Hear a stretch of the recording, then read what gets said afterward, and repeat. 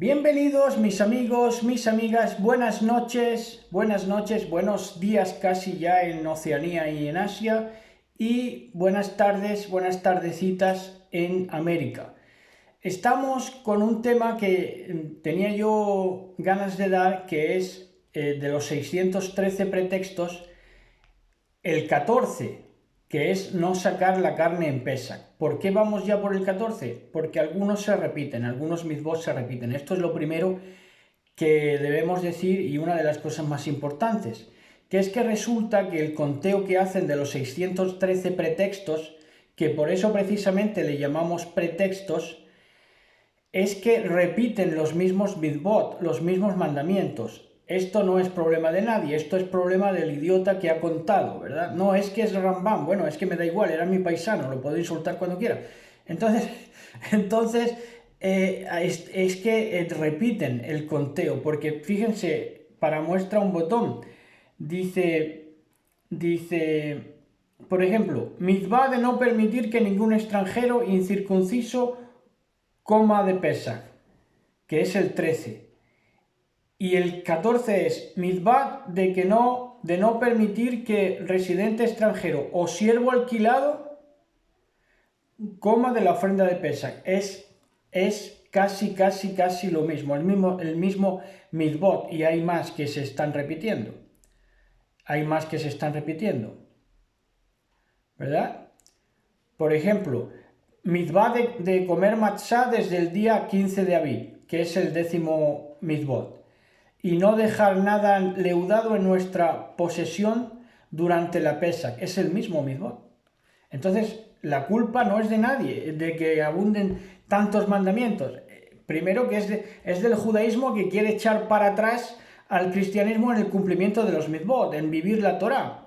Por eso le dan un número que puede ser otro cualquiera, y además con un mal conteo, ¿verdad? 613, oiga.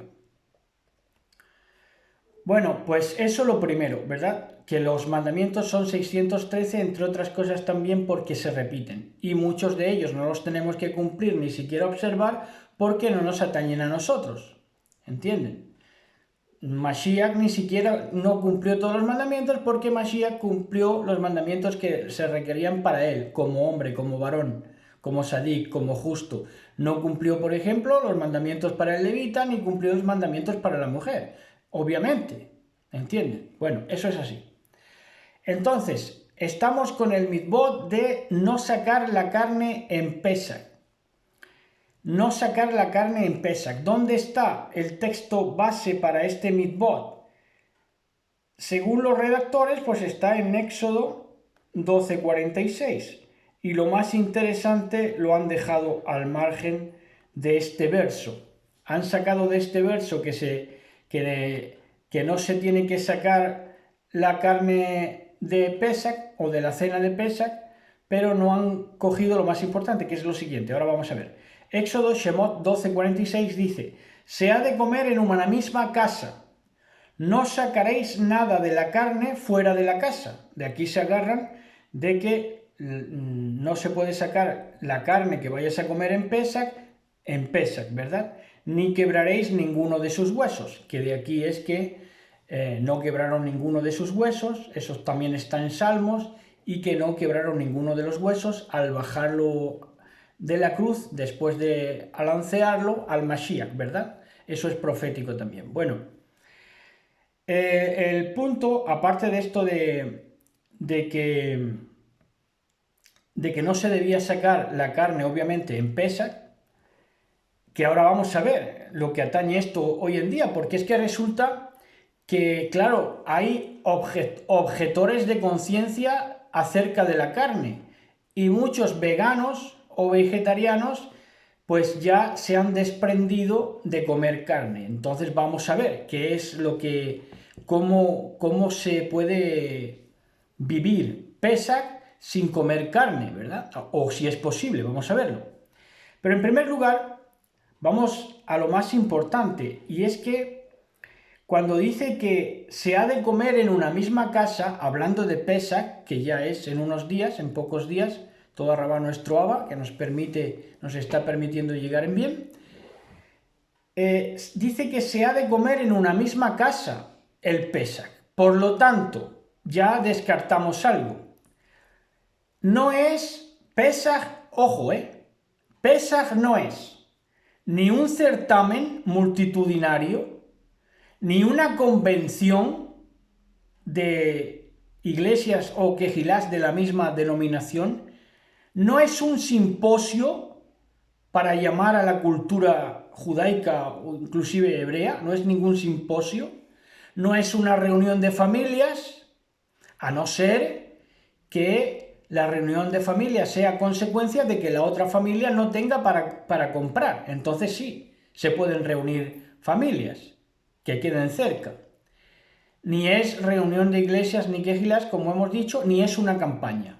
Porque a mí me ha tocado, recién entendidas las raíces hebreas entendida la Torá, pues que yo he visto ministerios pioneros supuestamente mesiánicos que con una tienda de campaña y radiados y televisados por el enlace TVN se han recostado bajo una tienda de campaña y han hecho allí una convención a cada año de más adinerados, ¿verdad?, para extraer beneficio económico sobre todo, ¿verdad?, suntuosamente.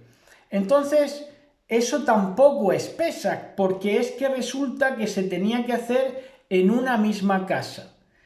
Es decir, lo que te está diciendo es que debía ser el Pesaj algo familiar, que fue lo que fue desde el principio, valga la redundancia. Es lo que es desde el principio. Familiar, una casa, ¿verdad? Cada familia estuvo ahí pintando los dinteles con la sangre del cordero, comiéndose el cordero, ¿verdad? Y en cuanto acabó de cenar, a la liberación. Entonces es familiar y es una casa. Ahora, esto es muy profundo. Ya hablaremos de esto porque nos tocaría también sacarlo a la luz del sacerdocio universal, porque esto los reformadores defendieron el sacerdocio universal como que cada uno podía interpretar las escrituras guiado por el Espíritu Santo, por el Ruach HaKodesh. Esto lo defendieron y se llamó esa doctrina sacerdocio universal. Pero se les olvidó o se les obvió de alguna manera a los reformadores la primera Pesaj, que es el ejemplo que deberían y podrían haber tomado, que es que la primera Pesaj es de que cada miembro de familia, o sea, cada padre de familia, hizo su Pesaj, ¿entienden? Hizo su propio, si quieren llamarle, su propio ritual. Cada padre de familia estuvo capacitado para hacer su propio ritual, lo que luego el catolicismo le llamaría Eucaristía y que luego en el protestantismo incluso se llamaría la Santa Cena, ¿verdad? Pero esto es un argumento, vamos, que hubiera derribado muchos argumentos en contra de la contrarreforma, valga la redundancia, porque esto defiende el sacerdocio universal como inequívoco.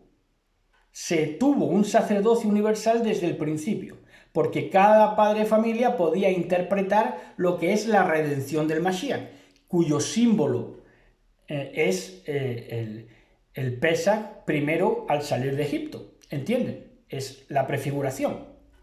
Entonces esto es muy poderoso, es un argumento muy poderoso, tómenlo ya en cuenta porque luego lo vamos a estar predicando en Shavuot, si Elohim lo permite, con el tema que se va a llamar doctrina, ¿verdad? Bueno, eso es muy poderoso, lo repito, así que harían bien en tomar nota. Ahora, claro, en contrapunto, en contraprestación a esto, se da la contrarreforma e incluso en el mesianismo se está queriendo inculcar a la gente de que no hay tal cosa como sacerdocio universal, sino que todos necesitan guía. Y esa guía es alguien del sistema. Dícese el médico puesto por el sistema, dícese el predicador que tiene el carnet de predicador, ¿verdad? El pastor que tiene su carnet de pastor, etc. Gente del sistema. que tienes que tomarlos como guía. Claro, los que no quieren que cambien las cosas se lanzan a esas perdiciones, ¿verdad? A esas acometidas y a esos acorneamientos pertinaces y amargados. ¿Por qué? Porque precisamente si ellos en origen el mesianismo y el protestantismo se opuso a lo que era la contrarreforma al sacerdocio universal, que es que cada uno podía interpretar las escrituras. Entonces, ellos se opusieron supuestamente al catolicismo, pero han acabado peor, que es yendo en contra del sacerdocio universal, de la idea de que cada uno pueda tomar la Biblia e interpretarla. ¿Entienden? Claro, la escritura no es de interpretación privada, se agarran de esos textos, ¿verdad? Ahora, la Biblia no es de interpretación privada, quiere decir que no puede estar privatizada por ningún grupo. Eso es lo que quiere decir. Y precisamente es lo que hacen ellos, privatizarla según la denominación, según la religión y según las ramas del mismo árbol podrido, ¿verdad? Al día de hoy. Podrido por la raíz, desde las raíces que llaman blasfemamente como no tienen que nombrarlo. Bueno, entonces eso por ahí, ya nos extenderemos más sobre eso, ahora solamente les doy una probadita, pero este argumento es poderoso, ¿verdad? Es así, y esto no es del que corre ni del que quiere, sino quien de Elohim tiene misericordia, y al final es lo que él quiere utilizar, porque aquí no hay que te garantice que por tener más seguidores vas a ser un reformador, sino todo lo contrario, puede ser de la contrarreforma, inmiscuido en la reforma como un católico camuflado, como un jesuita, ¿verdad?, para ir contra la reforma. Ahora, lo que están viendo ustedes, y esto ya digo, es la primera probadita, es la culminación, y lo van a estar viendo en lo sucesivo, la culminación del movimiento de la reforma. La reforma no es cualquier cosa. La reforma no es cualquier cosa, la reforma es para amarla, porque es el mensaje elemental de la Biblia. Bueno, hasta ahí lo vamos a dejar, pero ya digo que sobre esto abundaremos en su momento y lanzaremos granadas de mano de aquí en adelante sobre eso. Ahora, Juan 6,63. En Juan 6,63 nos dice que la carne para nada aprovecha. Entonces, ¿cómo es esto? Esto lo dice el mismísimo Mashiach. En el 6,63 de Juan, Yohanan, dice, el espíritu, dice el Mashiach, dice el espíritu, el Ruach, es el que da vida. Dice, la carne para nada aprovecha. Las palabras que yo os he hablado son Ruach, son espíritu y son vida. Entonces, resulta que la pregunta a hacerse es, entonces, ¿por qué el Cordero, por qué el Mashiach? Si la carne para nada aprovecha, precisamente por necesidad, porque lo animal debía ser primero y luego lo espiritual. Primera de Corintios 15:46, que es un verso que nos gusta mucho porque es la pura verdad y el momento que estamos viviendo. Entonces, el cordero, lo animal, se da por necesidad. Era necesario el sacrificio del cordero. Ahora, la carne no es saludable. Ojo con esto. Porque es verdad lo que está diciendo el Mashiach en Juan 6,63. ¿Verdad? En origen, la dieta de Adán seguramente fuera fruta y verdura. Eso es seguro. ¿Verdad? A partir de que pecan, tienen que el cordero intervenir en el mundo. Entonces ya a partir de ahí la carne. Ahora, la carne se da por necesidad. Igual que el Mashiach, se da por necesidad, por responder a la demanda de nuestro pecado, que de otra manera no podíamos salir de este laberinto. Entonces, la carne no es lo saludable. Ahora, una buena ingesta de carne en proporción y carne limpia, carne conforme a Torah, tampoco digamos que no es algo enfermizo, no es algo que lleve a la enfermedad, pero saludable no es. La carne saludable no es.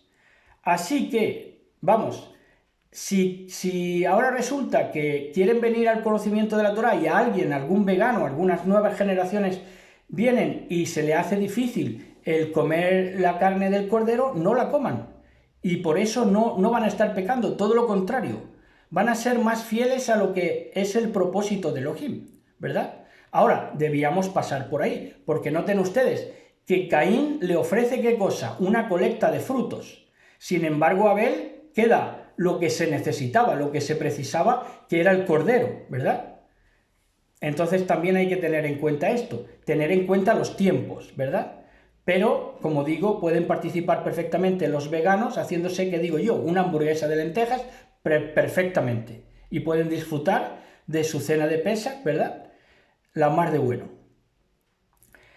Y ya por último, ya como aporte aparte de esto que hemos dicho, que lo malo de Pesach, en contra de lo que predica la mayoría de ministerios, sobre todo mesiánicos, no es celebrar Pesach en una fecha que no corresponda, porque luego también hay una Pesach Sheni, que era un mes después, que se puede celebrar los que estuvieran viajando y todo, y la fecha equivocada no es el problema, nunca lo ha sido. La transgresión del Pesach es no discernir el cuerpo del Mashiach.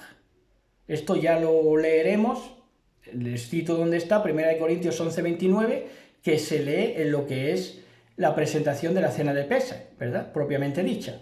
Haréis esto en memoria de mí. Bien, pues esto dice, el que no discierne el cuerpo del Mashiach, juicio come y bebe para sí. Ahora, ¿qué es el cuerpo? El cuerpo es la amada. Entonces, ¿cuál es la transgresión de la gente? No discernir dónde está la amada ejerciendo. Ese es el pecado. Esa es la transgresión. ¿Dónde estuvo ejerciendo Elohim? ¿Dónde estaba la amada de Elohim en los tiempos de la liberación de Egipto? En Moisés. Ahora, si la gente hubiera transgredido de tal manera que no hubiera discernido dónde estaba el cuerpo del Mashiach, que en ese momento era Moisés, hubieran entrado en transgresión, y cuando hubieran comido aquel cordero, juicio comen y beben para sí, y el ángel de la muerte entra en sus casas, porque no hubieran discernido quién les lideraba y cuál era el cuerpo del Mashiach en ese momento. Esa es la transgresión. Mucho ojo con esto. Mucho ojo con esto, porque hay que tener, ahora hay que tener un discernimiento mayor. ¿Por qué? Porque lo bajo está encumbrado y lo que de verdad es noble está minimizado por los poderes fácticos. Ahí llevan. Eso es lo que pasa, esa es la verdad.